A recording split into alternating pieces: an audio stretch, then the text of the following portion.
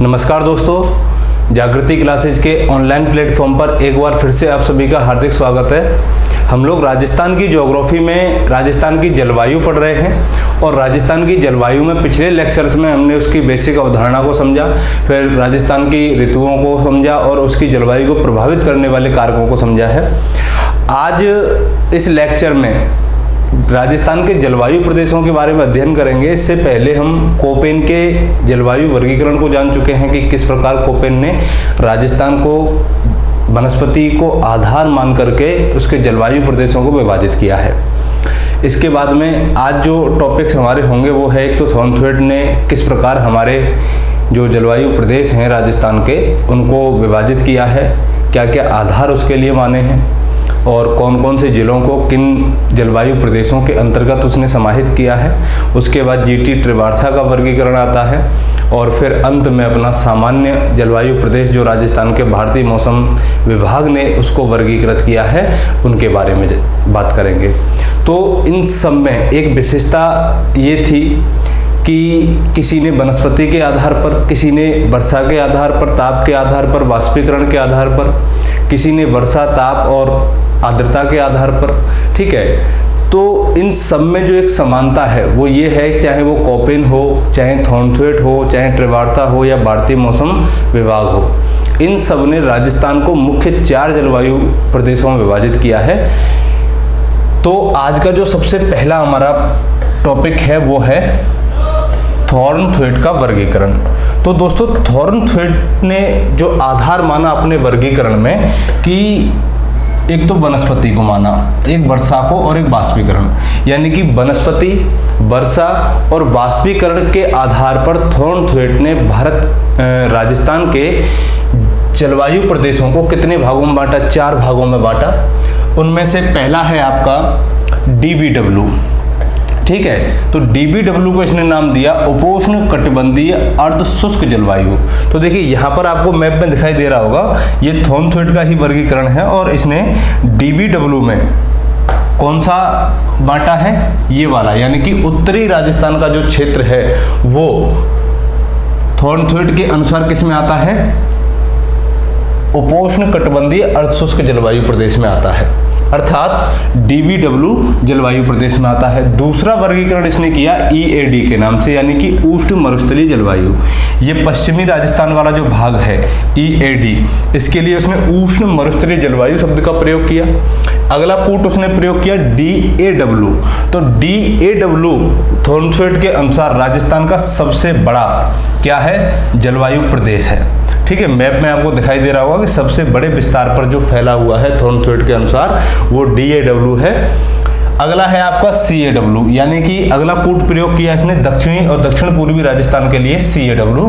तो इन 4 भागों में इसने क्या किया है? वर्षा, वनस्पति और वाष्पीकरण के आधार पर राजस्थान के जलवायु प्रदेशों को विभाजित किया है। तो अब इनमें से पहला जो हमारा जलवायु प्रदेश है वो है डीबीडब्ल्यू। तो डीबीडब्ल्यू में देखते हैं। देखिए दोस्तों, इसकी विशेषताएं क्या हैं, कौन कौन से जिले इसमें शामिल किए गए हैं। तो पहली चीज तो आपको ये याद रखनी है कि डीबीडब्ल्यू का मतलब क्या होता है, यानी कि जो डीबीडब्ल्यू कोड का प्रयोग किया है वो कौन से जलवायु प्रदेश के लिए किया है? तो वो किया है आपका उपोष्ण कटिबंधीय अर्ध शुष्क जलवायु। पहली चीज क्या है? कटिबंध कौन सा है? उपोष्ण कटिबंध, और जलवायु अर्ध शुष्क जलवायु है। इसकी विशेषता देखिए, पहली विशेषता है कि यहाँ पर अर्ध शुष्क मरुस्थलीय जलवायु पाई जाती है। अर्ध शुष्क का मतलब होता है कि ऐसे क्षेत्र जहाँ पर वर्षा 15 से 20 सेंटीमीटर होती है किंतु शीत ऋतु में होती है। तो अब आपको मालूम होगा कि भारत में जब पश्चिमी विक्षोभ आते हैं तो उसके उत्तर पश्चिमी भाग में क्या होती है? बारिश होती है, और राजस्थान भारत के उत्तर पश्चिमी भाग में शामिल है। तो इसके उत्तर पश्चिमी भाग में वर्षा होगी तो ये वाला क्षेत्र शीत ऋतु में किससे वर्षा प्राप्त करेगा? ये पश्चिमी विक्षोभों से वर्षा प्राप्त करेगा। तो यहाँ पर जो 15 से 20 सेंटीमीटर वर्षा होती है इस क्षेत्र में, वो किसके द्वारा होती है? वो होती है पश्चिमी विक्षोभों के द्वारा, ठीक है। और ग्रीष्म ऋतु में यहाँ तापमान इतना अधिक रहता है कि यहाँ तापांतर इससे कम यहाँ पाया जाएगा, इससे कम यहाँ पाया जाएगा। तो देखिए ये जो गंगानगर श्री हनुमानगढ़ है, श्री गंगानगर है, बीकानेर है, चूरू है, तो ये जो 4 जिले हैं आपके, इधर आपका श्री गंगानगर हो गया, इधर हनुमानगढ़ हो गया, हनुमानगढ़ के बाद में ये बीकानेर वाला कुछ रीजन आ गया इसमें, और इधर आपका चूरू वाला रीजन आ गया। तो ये 4 जिलों को थॉर्नथ्वेट ने किस में शामिल किया है? उपोष्ण कटिबंधीय अर्धशुष्क जलवायु में शामिल किया है। और यहाँ पर जो वनस्पति मिलेगी वो किस प्रकार की मिलेगी? कटीली झाड़ियाँ मिलेंगी यहाँ पर। क्यों? क्योंकि यहाँ भी क्या है? रेगिस्तान का विस्तार है। लेकिन जो प्रॉपरी रेगिस्तान वाला रीजन है ये वाला, तो इसको उसने EAD जलवायु प्रदेशों में विभाजित किया है। ठीक है, तो पहली विशेषता क्या है कि यहाँ पर अर्धशुष्क मरुस्थलीय जलवायु पाई जाती है, जहाँ वर्षा 15 से 20 सेंटीमीटर होती है। और वर्षा होने के लिए जो ऋतु यहाँ पर है वो कौन सी है? शीत ऋतु है, कि यहाँ पर शीत ऋतु में वर्षा होगी। और यहाँ वनस्पति किस प्रकार की पाई जाएंगी? कटीली झाड़ियाँ पाई जाएंगी। तो थॉर्नथ्वेट के अनुसार DBW जलवायु प्रदेश में आपका चूरू, बीकानेर, श्री गंगानगर और हनुमानगढ़, ये 4 जिले आते हैं। आप इनको याद रखना। ठीक है, अगला जो जलवायु प्रदेश है वो है अपना EAD। ठीक है, तो दोस्तों EAD मैप में आपको दिखाई दे रहा होगा, ये है आपका EAD जलवायु प्रदेश। और EAD के लिए यानी कि बिल्कुल जो उष्ण यानी कि गर्म, उष्ण का मतलब क्या होता है? गर्म, और मरुस्थलीय का मतलब कि जहाँ पर बिल्कुल जो प्योर डिजर्ट पाया जाता है वो। तो यहाँ पर क्या होगी? गर्म जलवायु पाई जाएगी। तो यहाँ टेम्परेचर तो क्या रहता है? अधिक रहता है, तापमान अधिक है, तापमान अधिक है, लेकिन इससे यहाँ पर वाष्पीकरण की जो दर होगी वो क्या हो जाती है? कम हो जाती है। ठीक है, इवेपोराइजेशन यहाँ पर क्या होता है? कम होता है। देखिए दोस्तों, यहाँ जब तापमान अधिक होगा लेकिन यहाँ पर जो जल है वो ज़्यादा नहीं है, ज़्यादा जल नहीं होने की वजह से जब हवाएं गर्म होकर के ऊपर उठती हैं तो उनमें नमी यानी कि आर्द्रता की कमी होती है। तो जब उनमें आर्द्रता की कमी आ जाएगी तो यहाँ से ऊपर उठने वाली जब हवाएं वायुमंडल में जाएंगी तो वहाँ संघनन नहीं हो पाएगा, और संघनन नहीं होगा तो यहाँ पर वर्षा भी क्या होगी? कम प्राप्त होगी। ठीक है, तो देखिए यहाँ तापमान क्या रहता है? अधिक रहता है, जबकि वर्षा कम होती है। यहाँ अत्यंत गर्म एवं शुष्क जलवायु पाई जाती है। तो तापमान अधिक है, गर्म, तो कैसी जलवायु मिलेगी? गर्म जलवायु मिलेगी। बाष्पीकरण कम है, इसका मतलब आर्द्रता कम है यहाँ की हवा में। क्या है? आर्द्रता कम है। और जब ह्यूमिडिटी कम होती है, आर्द्रता कम होती है, तो वहां पर क्या पाई जाती है? शुष्क जलवायु पाई जाती है, सूखी जलवायु पाई जाती है। दूसरी, यहाँ जो वनस्पति मिलती है वो किस प्रकार की मिलेगी? मरुद्भिद वनस्पति मिलेगी, यानी कि मरुस्थल से उत्पन्न वनस्पति। कहीं छोटी मोटी कटीली झाड़ियाँ टाइप के जो वनस्पति है वो यहाँ पर मिलेगी, नागफनी टाइप। अगला है कि यहाँ पर जो तापांतर है वो क्या पाया जाता है? सबसे ज़्यादा पाया जाता है। तापांतर का मतलब कि ये जो रेतीला भाग है, यहाँ सबसे ज़्यादा कौन सी मिट्टी पाई जाती है? रेतीली बलुई मिट्टी पाई जाती है। कौन सी? रेतीली बलुई मिट्टी। तो रेतीली बलुई मिट्टी की विशेषता होती है दोस्तों कि ये गर्मी में जितना अधिक गर्म होगी, सर्दी में उतना ही अधिक ठंडा होगी। बात समझ रहे हैं मेरी? रेतीली बलुई मिट्टी में चाहे आप बात करना दैनिक तापांतर की, चाहे बात करना मासिक तापांतर की, चाहे वार्षिक तापांतर की, तो कई बार तो इस वाले क्षेत्र का जो रीजन है वो टेम्परेचर है वो 50 डिग्री सेल्सियस से भी ऊपर पहुंच जाता है। कब? गर्मियों में। और सर्दियों में इसका जो टेम्परेचर है वो -3 डिग्री सेल्सियस तक पहुंच जाता है। तो देखिए, तो जो तापांतर होगा वो कितना निकल के आएगा हमारा? -53 डिग्री सेल्सियस। कितना निकल के आएगा? 53 डिग्री सेल्सियस। तो कितना तापांतर हो गया यहाँ पर? 53 डिग्री सेल्सियस। तो ये तो हुआ वार्षिक तापांतर। कई बार दिन में जो रेत होती है वो क्या होती है? बहुत अधिक गर्म हो जाती है और रात में अधिक ठंडी हो जाती है, तो वहाँ दैनिक तापांतर भी क्या होता है? सर्वाधिक पाया जाता है। तो यहाँ चाहे दैनिक तापांतर की बात की जाए, चाहे आपके मासिक तापांतर की बात की जाए,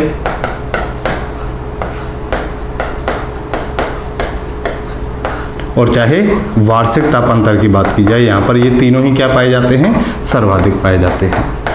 तो विशेषता देखी सबसे पहले हमने कि यहाँ की जो विशेषता होंगी वो क्या क्या होंगी? यहाँ पर तापमान अधिक होता है, वर्षा कम होती है। वर्षा कम होने का रीजन क्या है? क्योंकि यहाँ की वायु में आर्द्रता की कमी पाई जाती है। आर्द्रता की कमी पाई जाती है तो यहाँ वाष्पीकरण भी क्या होता है? कम होता है। इस वजह से यहाँ पर वर्षा कम होगी। दूसरी, यहाँ पर अत्यंत गर्म एवं शुष्क जलवायु पाई जाती है। जब यहाँ वर्षा नहीं होती है, गर्म जलवायु है, तो यहाँ की वनस्पति भी कैसी मिलेगी? कम मिलेगी। कैसी मिलेगी? मरुद्भिद वनस्पति मिलेगी, कटीली झाड़ियाँ मिलेंगी। और यहाँ टेम्परेचर अधिक होने के साथ साथ यहाँ पर तापांतर भी क्या पाया जाता है? सर्वाधिक पाया जाता है। और ईएडी जलवायु प्रदेश के अंतर्गत हमारा एक तो बाड़मेर आता है, एक जैसलमेर आता है, एक जोधपुर आता है और एक दक्षिण पश्चिमी बीकानेर आता है। ठीक है, तो ये उत्तर पूर्वी बीकानेर हो गया, ये दक्षिण पश्चिमी बीकानेर हो गया। तो ये 4 जिले किसके अंतर्गत समाहित किए हैं इसने? थॉर्नथ्वेट ने ईएडी जलवायु प्रदेश के अंतर्गत किए हैं। और ईएडी जलवायु प्रदेश है, ईएडी कूट के लिए थॉर्नथ्वेट ने उष्ण मरुस्थलीय जलवायु शब्द का प्रयोग किया है। ठीक है, तो यहाँ पर 2 चीजें क्लियर हो गई। एक तो ठीक है, एक तो ईएडी हो गया हमारा और दूसरा क्या हो गया? दूसरा हो गया डीबीडब्ल्यू। अब इसके बाद में जो तीसरा आता है हमारा वो आता है डीएडब्ल्यू। ठीक है, डीएडब्ल्यू जलवायु प्रदेश जो है इस कूट के लिए उसने उष्ण कटिबंधीय अर्धशुष्क जलवायु का उदाहरण लिया है। तो ये वाला जो क्षेत्र है ये क्या हो जाएगा? उष्ण कटिबंधीय अर्धशुष्क जलवायु प्रदेश के अंतर्गत आएगा। यहाँ पर जो वर्षा होगी दोस्तों, यहाँ जो वर्षा होगी वो 50 से 80 सेंटीमीटर के आसपास होगी। कितनी होगी?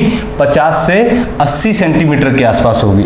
ठीक है, दूसरी चीज यहाँ जो वनस्पति मिलेगी तो यहाँ पर तो मरुद्भिद वनस्पति मिल रही थी, तो यहाँ पर अर्ध मरुस्थलीय वनस्पति मिलेगी। क्यों? क्योंकि यहाँ जो वर्षा हो रही थी वो 10 सेंटीमीटर तक हो रही थी और यहाँ जो वर्षा होगी वो 50 से 80 सेंटीमीटर तक हो रही थी। 50 से 80 सेंटीमीटर। तो जहाँ वर्षा की मात्रा बढ़ती है वहाँ वनस्पति भी क्या होती जाती है? बदलती जाती है, परिवर्तित होती जाती है। तो इस क्षेत्र में जो वनस्पति मिलेगी वो मिलेगी आपकी अर्ध मरुस्थलीय वनस्पति। और यहाँ पर जो ग्रीष्म ऋतु में तापमान क्या रहता है? अधिक रहता है। अब ये बहुत बड़ा क्षेत्र है आपका, तो इस बहुत बड़े क्षेत्र में कौन कौन से जिले शामिल हैं दोस्तों? एक तो नागौर आता है अपना यहाँ पर, ठीक है, दूसरा पाली है, ठीक है, तीसरा है आपका अजमेर, ठीक, अजमेर के बाद में जयपुर, दौसा, अलवर, कोटा। तो ये वाली पूरी बेल्ट, ठीक। इसके बाद सवाई माधोपुर, बूंदी, टोंक, बारां, राजसमंद और सिरोही। तो इसमें लगभग कितने जिले आ रहे हैं आपके? 13 जिले आ रहे हैं। अब इसकी विशेषताएं आपने देखी, बस आपको विशेषता याद रखनी है कि डीएडब्ल्यू जलवायु प्रदेश की क्या विशेषता है कि यहाँ पर औसत वर्षा 50 से 80 सेंटीमीटर रहती है और यहाँ ग्रीष्म ऋतु में तापमान क्या रहता है? अधिक रहता है। तो यहाँ का जो मिनिमम टेम्परेचर रहेगा वो कितना रहेगा? 18 डिग्री सेल्सियस रहेगा। ठीक, कैसी वनस्पति मिल रही है यहाँ पर? अर्ध मरुस्थलीय वनस्पति मिल रही है। अब थॉर्नथ्वेट ने एक और वर्गीकरण दिया CAW। तो CAW का मतलब उष्ण कटिबंधीय आर्द्र जलवायु। क्या दिया? उष्ण कटिबंधीय आर्द्र जलवायु। तो उष्ण कटिबंधीय आर्द्र जलवायु की विशेषता क्या होती है कि इन तीनों क्षेत्रों की अपेक्षा उस क्षेत्र में वर्षा क्या होगी? सर्वाधिक होगी, सबसे ज्यादा होगी। तो यहाँ पर ग्रीष्म ऋतु में वर्षा कितनी होती है? 80 से 100 सेंटीमीटर। और किसके द्वारा होती है यहाँ पर वर्षा? मानसून के द्वारा होती है। ठीक है, तो यहाँ हमारा जो बांसवाड़ा वाला रीजन है, तो बांसवाड़ा में सबसे पहले क्या करता है? अपना मानसून प्रवेश करता है राजस्थान में। और यहाँ शीत ऋतु शुष्क पाई जाती है। डब्लू का मतलब कि विंटर ड्राई समर रेन। ठीक है, तो विंटर ड्राई समर रेन का मतलब क्या हो गया कि यहाँ पर शीत ऋतु तो कैसी होती है? ड्राई, यानी कि शुष्क होती है। और गर्मियों में यहाँ पर क्या होगी? वर्षा होगी। क्लियर दोस्तों? अब देखिए अगली बात आती है यहाँ पर वनस्पति की। अब जहाँ वनस्पति अधिक पाई जाएगी, वर्षा अधिक होगी, वहाँ की वनस्पति की विशेषताएं भी बदल जाएंगी। कैसे? क्योंकि यहाँ पर फिर सवाना टाइप की वनस्पति मिलेगी, जिसे हम मानसूनी वनस्पति के नाम से भी जानते हैं। और इसके कुछ क्षेत्र ऐसे हैं राजस्थान के इसी वाले रीजन में जहां पर सदाबहार वनस्पति पाई जाती है। तो कौन कौन से रीजन है? झालावाड़, बांसवाड़ा, डूंगरपुर, उदयपुर और प्रतापगढ़। तो ये 5 जिले हैं जो CAW जलवायु प्रदेश के अंतर्गत आते हैं। और झालावाड़ इस प्रदेश में सर्वाधिक वर्षा वाला जिला है। यहाँ पर क्या होती है? सर्वाधिक वर्षा होती है राजस्थान में, सर्वाधिक वर्षा वाला जिला। और यहीं पर बांसवाड़ा क्या था? बांसवाड़ा था आपका सर्वाधिक सूर्यताप वाला जिला।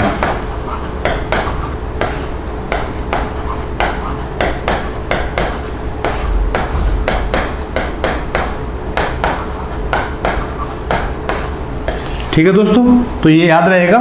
तो CAW का मतलब क्या हुआ यहाँ पर, उष्ण कटिबंधीय आर्द्र जलवायु। उष्ण कटिबंधीय आर्द्र जलवायु में राजस्थान का दक्षिणी तथा दक्षिण पूर्वी हिस्सा आता है, जिसमें आपका झालावाड़ हो गया, बांसवाड़ा हो गया, डूंगरपुर, उदयपुर और प्रतापगढ़, इनके नाम याद रखना। जिसमें झालावाड़ में सर्वाधिक वर्षा होती है जिले में, और सर्वाधिक सूर्यताप वाला जो जिला है वो बांसवाड़ा है। ठीक, यहाँ पर सवाना प्रकार की वनस्पति मिलेगी, जिसे हम मानसूनी वनस्पति भी कहते हैं। यहाँ पर शीत ऋतु शुष्क होती है और यहाँ जो वर्षा होती है वो 80 से 100 सेंटीमीटर होती है, और वर्षा दक्षिण पश्चिम मानसून से होती है।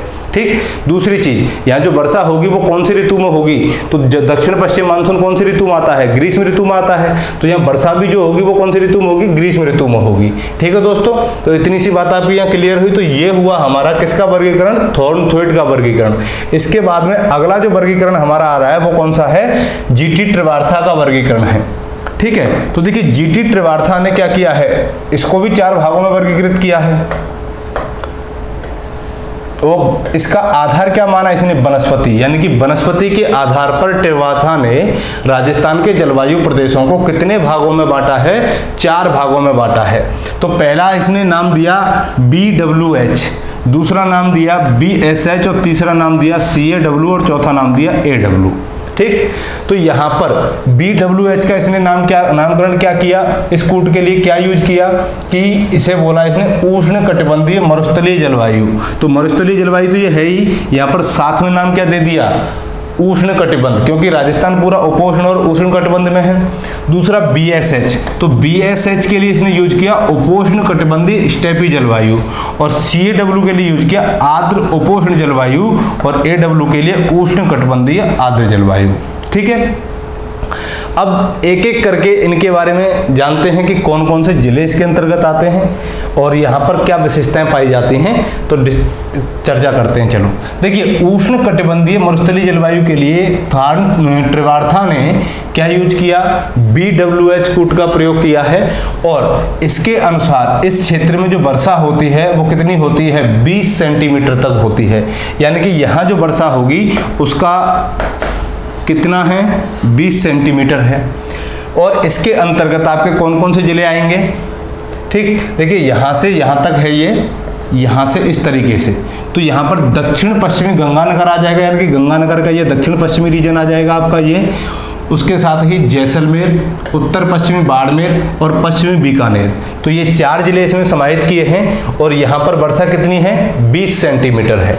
दूसरा है आपका BSH जलवायु, तो BSH जलवायु के अंतर्गत उपोष्ण कटिबंधीय स्टेपी जलवायु प्रदेश को शामिल किया जाता है। किसको, उपोष्ण कटिबंधीय स्टेपी जलवायु प्रदेश। तो दोस्तों त्रिवार्था ने BSHW में कितनी वर्षा करवाई है, 25 से 50 सेंटीमीटर। यहाँ पर 20 सेंटीमीटर थी, तो यहाँ पर 25 से 50 सेंटीमीटर वर्षा है। तापमान यहाँ ज़्यादा रहेगा, इससे कम यहाँ रहेगा। ठीक है, तो यहाँ पर 25 से 50 सेंटीमीटर वर्षा है। तो अगर वनस्पति की हम बात करते हैं तो BWH में किस प्रकार की वनस्पति मिलेगी, मरुद्भिद वनस्पति मिलेगी, या ये भी कह सकते हैं कि इस रीजन में वनस्पति का क्या पाया जाता है, अभाव पाया जाता है। ठीक है, दूसरी चीज ये है कि यहाँ पर जब मरुद्भिद वनस्पति मिल रही है तो यहाँ पर किस प्रकार की वनस्पति मिलेगी, यहाँ भी मरुस्थलीय वनस्पति मिलेगी, यानी कि कटीली झाड़ियाँ, क्योंकि ये अर्धशुष्क जलवायु प्रदेश में है। ठीक, तो कटीली झाड़ियाँ हो गई, तो इस प्रकार की वनस्पति यहाँ पर मिलेगी। वर्षा कितनी करवा रहा है ये, 25 से 50 सेंटीमीटर हो रही है। अगला जलवायु प्रदेश आ रहा है कौन सा, CAW। हाँ, इससे पहले BSH जो है वो त्रिवार्था के अनुसार राजस्थान का सबसे बड़ा जलवायु प्रदेश है। त्रिवार्था के अनुसार राजस्थान का सबसे बड़ा जलवायु प्रदेश कौन सा है, BSH।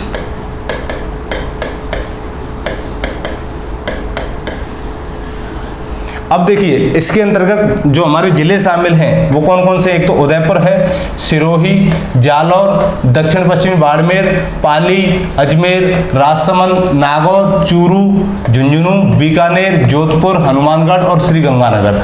तो इन क्षेत्रों को इसने क्या किया है, इस क्षेत्र के अंतर्गत शामिल किया है। तो श्री गंगानगर का जो दक्षिण पश्चिमी भाग था वो तो इधर आ गया, बाकी का जो बचा हुआ भाग है वो किसके अंतर्गत ले लिया, BSH के अंतर्गत। इसके साथ ही और कौन सा आ गया आपका, यहाँ पर हनुमानगढ़ आ गया। हनुमानगढ़ बालागढ़ के अलावा यहाँ चूरू आ गया, चूरू के बाद में यहाँ पर आपका पाली है, पाली के बाद यहाँ पर नागौर है, नागौर के बाद अजमेर है, अजमेर के बाद में इधर आ जाएंगे तो बीकानेर आ जाएगा आपका, फिर यहीं पर झुंझुनू है। ठीक है, तो इस प्रकार इसने क्या किया, इन क्षेत्रों को BSH जलवायु में शामिल किया और यहाँ पर वर्षा कितनी करवाई है, 25 से 50 सेंटीमीटर। वनस्पति कटीली वनस्पति मिलेगी यहाँ पर। ठीक है, तो वैसे अगर देखा जाए तो ये कौन सा जलवायु प्रदेश है राजस्थान का, ये है अर्ध शुष्क जलवायु प्रदेश और ये है शुष्क जलवायु प्रदेश, ये आर्द्र जलवायु प्रदेश और अति आर्द्र जलवायु प्रदेश। अब देखिए अगला आ रहा है CAW। तो CAW का मतलब होता है कि आर्द्र उपोष्ण जलवायु प्रदेश, आर्द्र उपोष्ण कटिबंधीय जलवायु प्रदेश।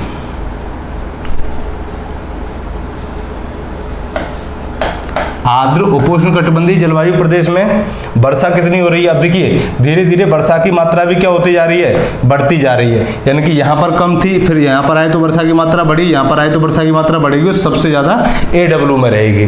तो यहाँ जो वर्षा होगी वो कितनी होगी, 50 से 90 सेंटीमीटर होगी। ठीक है, तो 50 से 90 सेंटीमीटर वर्षा CAW जलवायु प्रदेश में हो रही है। इसीलिए यहाँ पर क्या शब्द यूज किया है, आर्द्र शब्द यूज किया। आर्द्र का मतलब कि यहाँ की हवाओं में नमी अच्छी खासी बनी रहती है, इसीलिए इसको आर्द्र जलवायु प्रदेश के अंतर्गत शामिल किया जाता है। तो इसमें अपने जयपुर है, दौसा है, अलवर, भरतपुर, धौलपुर, करौली, सवाई माधोपुर, टोंक, कोटा और बूंदी ये जिले शामिल हैं। अंत में आता है आपका AW जलवायु प्रदेश और AW जलवायु प्रदेश में त्रिवार्ता के अनुसार सबसे अधिक वर्षा होती है। क्या होती है, सबसे अधिक वर्षा होती है। तो यहाँ सबसे अधिक वर्षा हो रही है, तो यहाँ पर वनस्पति कैसी मिलेगी, मानसूनी वनस्पति मिलेगी या फिर सदाबहार वनस्पति मिलेगी। क्यों मिलेगी सदाबहार, क्योंकि ये वाला जो क्षेत्र है वो उष्ण कटिबंधीय आर्द्र जलवायु प्रदेश के अंतर्गत शामिल है, जहां वर्षा की मात्रा कितनी है, 90 से 120 सेंटीमीटर है।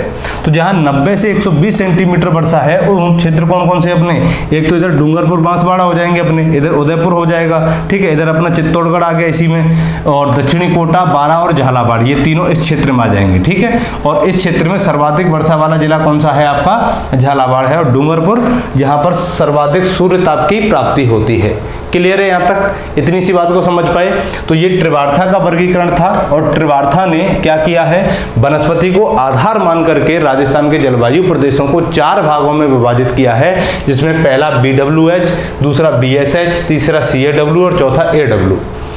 BWH का मतलब उष्ण कटिबंधीय मरुस्थलीय जलवायु, BSH का मतलब उपोष्ण कटिबंधीय स्टेपी जलवायु, CAW का आर्द्र उपोष्ण जलवायु और AW का मतलब हो गया उष्ण कटिबंधीय आर्द्र जलवायु प्रदेश। तो ये 4 जलवायु प्रदेश किसके अकॉर्डिंग थे, ये है त्रिवार्ता के अनुसार।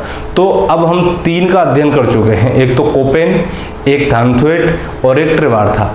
अब बात करते हैं बेसिक जलवायु प्रदेशों की, सामान्य जलवायु प्रदेशों की, कि राजस्थान को सामान्यतः मौसम विज्ञान विभाग ने कितने जलवायु प्रदेशों में विभाजित किया है और उसके लिए क्या आधार माना है। तो यहाँ पर दोस्तों आधार मानने के लिए देखिए, तो राजस्थान के सामान्य जलवायु प्रदेशों में पहला सवाल तो यही पूछा जाएगा आपसे कि राजस्थान को सामान्य जलवायु प्रदेशों में किसने विभाजित किया है, तो भारतीय मौसम विभाग ने। तो एक पॉइंट तो आपको यही याद रखना है। और भारतीय मौसम विभाग ने इसको विभाजित करने के लिए कौन कौन से आधार माने हैं, एक तो वर्षा को आधार माना है, एक तापमान को आधार माना है और एक आर्द्रता को आधार माना है। ठीक है, तो इन 3 तत्वों को आधार मान करके ही भारतीय मौसम विभाग ने राजस्थान को 4 सामान्य जलवायु प्रदेशों में विभाजित किया है। अब यहाँ पर कुछ आर्द्रता के आधार पर जलवायु प्रदेशों का विभाजन किया गया है। ठीक है दोस्तों, तो एक तो वो क्षेत्र होते हैं जहां पर सर्वाधिक वर्षा होती है, ऐसे क्षेत्रों को कहा जाता है वेरी ह्यूमिड क्लाइमेट। क्या कहा जाता है, वेरी ह्यूमिड क्लाइमेट, अर्थात अति आर्द्र जलवायु प्रदेश, अति आर्द्र जलवायु। और ऐसे जलवायु प्रदेशों में जो वर्षा होती है वो कितनी होती है, 80 से 150 सेंटीमीटर। दूसरा है आपका ह्यूमिड क्लाइमेट, इसका मतलब कि आर्द्र जलवायु, आर्द्र जलवायु का जो वर्षा का औसत रहता है वो कितना रहता है, 60 से 80 सेंटीमीटर। अगला है आपका सेमी या सब ह्यूमिड क्लाइमेट, जिसे कहा जाता है उप आर्द्र जलवायु प्रदेश। तो यहाँ पर जो वर्षा होती है वो होती है 40 से 60 सेंटीमीटर। ठीक है, अब चौथा है आपका, वो है semi arid, semi arid climate.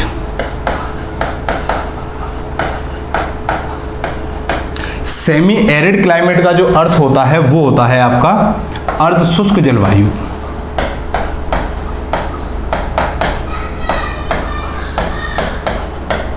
क्या होता है दोस्तों? अर्ध शुष्क जलवायु। और अर्ध शुष्क जलवायु में जो वर्षा की मात्रा होगी वो होगी आपकी 20 से 40 सेंटीमीटर। कितनी होगी? 20 से 40 सेंटीमीटर। और पांचवा है आपका ऐसे एरिड क्लाइमेट। कौन सा हो जाएगा? Arid climate. तो एरिड क्लाइमेट में जो वर्षा होती है इसका नाम हम रख सकते हैं शुष्क जलवायु प्रदेश। क्या रख सकते हैं? शुष्क जलवायु प्रदेश। तो यहां पर शुष्क जलवायु में जो वर्षा होगी वो होगी 10 से 20 सेंटीमीटर। तो अगर आर्द्रता के आधार पर हम देखें तो ह्यूमिडिटी के आधार पर हम इन 5 प्रकारों में राजस्थान के जलवायु प्रदेशों को विभाजित कर सकते हैं। ठीक है, तो पहला तो जलवायु प्रदेश कौन सा होगा? वेरी ह्यूमिड क्लाइमेट, जहां पर वर्षा की मात्रा 80 से 150 सेंटीमीटर होती है। और ऐसे जलवायु प्रदेश को क्या कहा जाता है? अति आर्द्र जलवायु प्रदेश कहा जाता है। दूसरा है ह्यूमिड क्लाइमेट। ह्यूमिड क्लाइमेट में वर्षा कितनी होगी? 60 से 80 सेंटीमीटर होगी। और ऐसे क्षेत्र को आर्द्र जलवायु प्रदेश के नाम से जाना जाता है। अगला है सेमी या सब ह्यूमिड क्लाइमेट। सब ह्यूमिड का मतलब उप आर्द्र जलवायु प्रदेश। और उपाद्र जलवायु प्रदेश में जो वर्षा होती है वो कितनी होती है? 40 से 60 सेंटीमीटर होती है। और अगला आएगा आपका सेमी एरिड। एरिड का मतलब होता है शुष्क, क्लाइमेट का मतलब जलवायु। तो सेमी एरिड का मतलब हो गया यहाँ पर अर्ध शुष्क जलवायु। और अर्ध शुष्क जलवायु प्रदेशों में जो वर्षा की मात्रा होगी वो 20 से 40 सेंटीमीटर होगी। और अंत में लास्ट आता है आपका एरिड क्लाइमेट। एरिड क्लाइमेट का मतलब शुष्क जलवायु प्रदेश। और शुष्क जलवायु प्रदेश में जो वर्षा की मात्रा होती है वो 10 से 20 सेंटीमीटर होती है। तो इन्हीं के आधार पर भारतीय मौसम विभाग ने क्या किया है? राजस्थान के जलवायु प्रदेशों को विभाजित किया है। ठीक है, चलिए पहला है आपका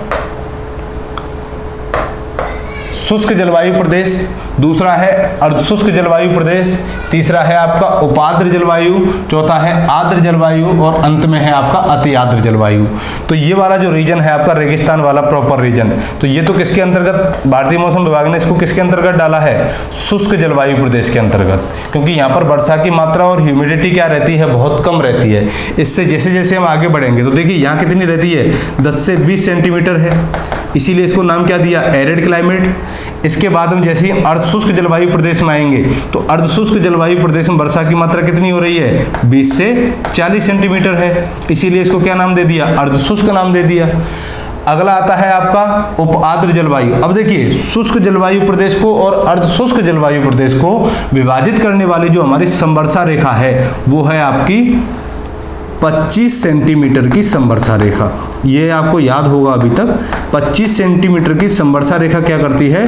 मरुस्थल को दो भागों में बांटती है, एक तो पश्चिमी मरुस्थल या रेतीली बलुई मैदान और दूसरा था आपका राजस्थान का बांगर या अर्धशुष्क मैदान। ठीक है, अब इससे जैसे ही पूर्व में जाएंगे हम तो पूर्व में जाने पर क्या होगी? वर्षा की मात्रा अधिक होगी, तो यहाँ पर 40 से 60 सेंटीमीटर होगी, इसीलिए इसको क्या नाम दिया गया? उपाद्र जलवायु प्रदेश नाम दिया गया।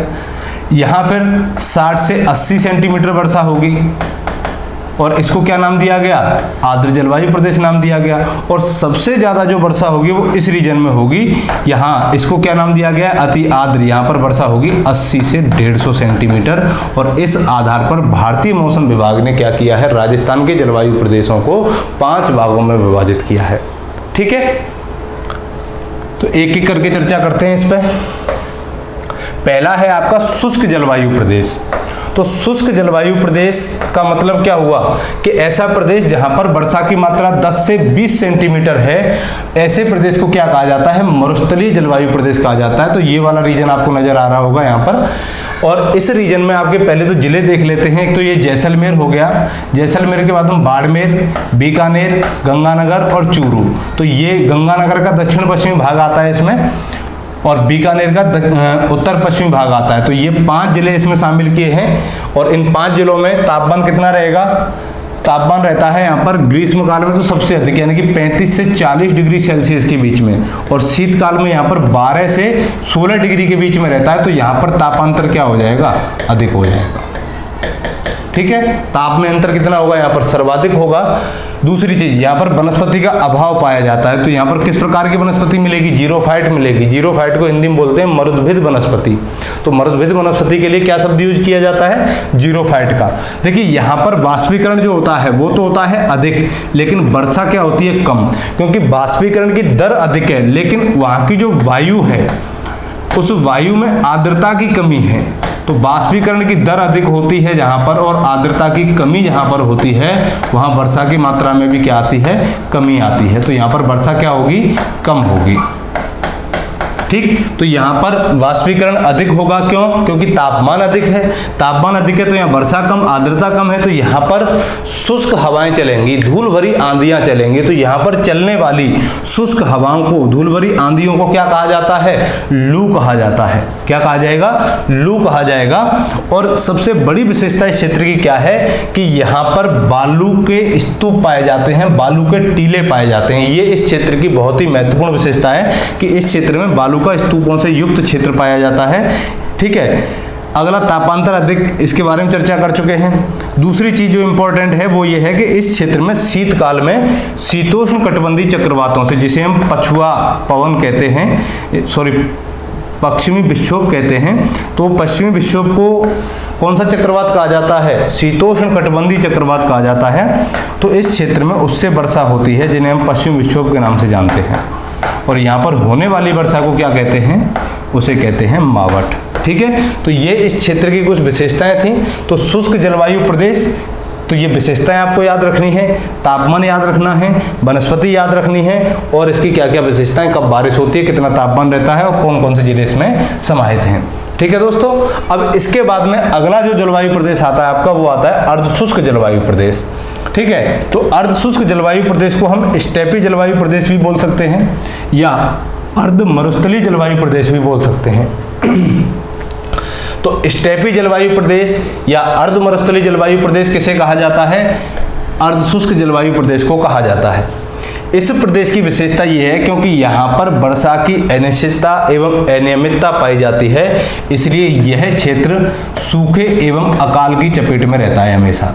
किसकी चपेट में रहता है, सूखा और अकाल की चपेट में रहता है। क्यों, क्योंकि यहाँ पर वर्षा की कोई निश्चित मात्रा उपलब्ध नहीं होती और निश्चित समय भी नहीं है कि यहाँ पर कब और कितनी बारिश होगी। अगला है यहाँ पर जो औसत वार्षिक वर्षा है वो कितनी होती है, 20 से 40 सेंटीमीटर होती है। वहाँ कितनी हो रही थी, वहाँ हो रही थी 20 सेंटीमीटर के आसपास। यहाँ पर 20 से 40 सेंटीमीटर। यहाँ का औसत तापमान ग्रीष्म काल में रहता है 32 डिग्री सेल्सियस से 36 डिग्री सेल्सियस, और शीत ऋतु में रहता है 10 डिग्री सेल्सियस से 17 डिग्री सेल्सियस। तो तापांतर तो यहाँ भी अधिक पाया जाएगा, लेकिन सर्वाधिक जो पाया जाता है वो शुष्क जलवायु प्रदेश में पाया जाता है। इतनी सी बात आपको याद रखनी है। अगली बात आती है वनस्पति। तो यहाँ पर किस प्रकार की वनस्पति मिलेगी, स्टेपी प्रकार की वनस्पति मिलेगी। क्यों, क्योंकि स्टेपी जलवायु क्षेत्र है तो स्टेपी प्रकार की वनस्पति मिलेगी। और स्टेपी वनस्पति को हम क्या बोलते हैं, यहाँ पर छोटे छोटे घास के मैदान पाए जाएंगे, कांटेदार झाड़ियाँ पाई जाएंगी। ये किस प्रकार की वनस्पति है, स्टेपी वनस्पति है। अगला है, इस प्रदेश में सर्वाधिक खारे पानी की झीलें पाई जाती हैं। तो डीडवाना हो गई, ठीक है, पंचभद्रा हो गई, तो ये सारी झीलें किस क्षेत्र में मिलेंगी, आपको इसी वाले रीजन में मिलेंगी। और यहाँ पर अपना जो क्षेत्र है वो जालौर, पाली, उत्तर पूर्वी जोधपुर, नागौर, सीकर और झुंझुनू, इनको किसके अंतर्गत समाहित किया गया, अर्धशुष्क जलवायु प्रदेशों के अंतर्गत भारतीय मौसम विभाग ने इनको शामिल किया है। इनके बाद अगला जलवायु प्रदेश आता है अपना उपाद्र जलवायु प्रदेश। उपाद्र जलवायु प्रदेश का मतलब है कि जहां वर्षा कितनी होगी, 40 से 60 सेंटीमीटर होगी। ठीक है, उपाद्र का मतलब वर्षा की मात्रा 40 से 60 सेंटीमीटर होगी। और यहाँ का जो टेम्परेचर है वो 28 डिग्री सेल्सियस से 34 डिग्री सेल्सियस के मध्य में रहेगा, और शीतकाल में 12 डिग्री सेल्सियस से 18 डिग्री सेल्सियस रहेगा। यहाँ पर वन कैसे मिलेंगे, पतझड़ वन मिलेंगे। क्यों, क्योंकि वर्षा कितनी है, 40 से 60 है। तो यहाँ के वन जो होंगे या जो पेड़ पौधे होंगे वो जल की उपलब्धता के आधार पर अपनी पत्तियां गिरा देते हैं, और जैसे ही उनको जल प्राप्त होता है दोबारा से अपनी नई पत्तियां उगा लेते हैं वो यहाँ के। इसीलिए इनको कैसा वन कहा जाता है, पतझड़ वन कहा जाता है। और उपाद्र जलवायु प्रदेश के अंतर्गत राजस्थान के अजमेर, जयपुर, दौसा और पूर्वी सीकर, इन मुख्य 4 जिलों को इसके अंतर्गत शामिल किया जाता है। ठीक है दोस्तों, तो उपाद्र में कौन कौन से जिले शामिल होंगे, जयपुर, अजमेर, दौसा और पूर्वी सीकर। विशेषता यहाँ पर पतझड़ वन पाए जाएंगे। औसत वर्षा 40 से 60 सेंटीमीटर होगी। ठीक है, इसके बाद में अगला जलवायु प्रदेश आता है आपका आर्द्र जलवायु प्रदेश। तो आर्द्र जलवायु प्रदेश में तापमान अधिक रहेगा, यानी कि 32 से 34 डिग्री सेल्सियस। अब एक रीजन यहाँ पर ध्यान रखना, मैंने एक बात बताई थी कि राजस्थान में पूरे में ही तापमान अधिक रहता है। ठीक है, पूर्वी क्षेत्र में तो इसलिए तापमान अधिक रहेगा क्योंकि यहाँ पर रेतीली मिट्टी पाई जाती है। कैसी मिट्टी पाई जाती है? रेतीली बलुई मिट्टी पाई जाती है। तो रेतीली बलुई मिट्टी के कारण यहाँ तापमान अधिक रहेगा। पूर्व में क्या पाए जाते हैं? सैंडस्टोन पाए जाते हैं, बलुआ पत्थर पाया जाता है। तो यहाँ पर सैंडस्टोन की अधिकता के कारण यहाँ तापमान में क्या होती है? वृद्धि होती है। तो ये बात याद रखना, कहीं ये कहोगे सर पश्चिम में भी तापमान अधिक है, पूर्व में भी अधिक है। तो उसका रीजन क्या है कि पश्चिम में तो रेतीली बलुई मिट्टी मिलेगी, इस वजह से तापमान अधिक रहता है, और पूर्व में सैंडस्टोन पाया जाता है, इसकी वजह से यहाँ पर टेम्परेचर अधिक रहेगा। अब देखिए यहाँ जो वर्षा की मात्रा है, तो यहाँ औसत वार्षिक वर्षा कितनी हो रही है? 60 से 80 सेंटीमीटर हो रही है, इसीलिए इसको आर्द्र जलवायु प्रदेश कहा जा रहा है। दूसरी चीज, यहाँ औसत तापमान 32 डिग्री सेल्सियस से 34 डिग्री सेल्सियस ये ग्रीष्म ऋतु में रहता है, जबकि शीत ऋतु में 14 डिग्री सेल्सियस से 17 डिग्री सेल्सियस रहता है। यहाँ वनस्पति कैसी मिलेगी? यहाँ पर सघन वन मिलेंगे, यानी कि इन क्षेत्रों की अपेक्षा यहाँ पर वनस्पति की सघनता क्या हो जाएगी? अधिक हो जाएगी। ठीक है, दूसरी चीज, कौन कौन से क्षेत्र आ रहे हैं यहाँ पर? एक तो अलवर, भरतपुर, धौलपुर, सवाई माधोपुर, टोंक, बूंदी, राजसमंद और चित्तौड़गढ़। ये क्षेत्र किसके अंतर्गत आते हैं? अपने आर्द्र जलवायु प्रदेशों के अंतर्गत आते हैं। अब इसके बाद में अंतिम बचा हमारा अति आर्द्र जलवायु प्रदेश, और अति आर्द्र नाम से पता चल रही है कि ऐसा क्षेत्र जहाँ पर सर्वाधिक वर्षा होती है। तो सर्वाधिक वर्षा का मतलब कि ऐसा क्षेत्र राजस्थान का जहाँ 80 से 150 सेंटीमीटर वर्षा होती है, वो अति आर्द्र जलवायु प्रदेश में आता है। ठीक,